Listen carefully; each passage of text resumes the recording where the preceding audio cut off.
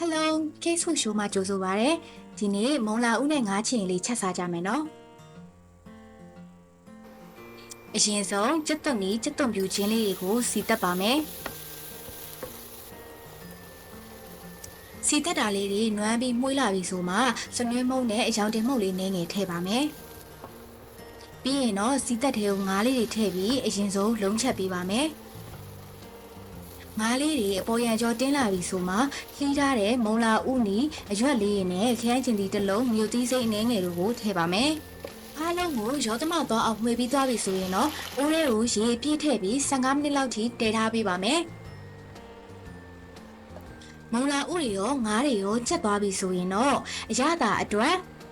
မကြီးရည်နဲ့ချက်သားမုံနေငယ်တို့ကိုထည့်ပြီးတော့မြည်ကြည့်ပါမယ်။ပြီးရင်တော့ရှမ်းနံနံလေးအုပ်ပေးလိုက်မယ်ဆိုလို့ရှိရင်ထမင်းမြေစီနဲ့မုံလာဥငါးချင်လေးတစ်ခွက်ကိုရပြီပဲဖြစ်ပါတယ်။နောက်လည်းအခုလိုမျိုး hit chat video လေးတင်သွားပေးမှာဖြစ်လို့ Case Food Show ကို like and subscribe လုပ်ထားပေးဖို့မမေ့ပါနဲ့နော်။နောက် video လေးမှာပြန်တွေ့ပါမယ်။ Bye bye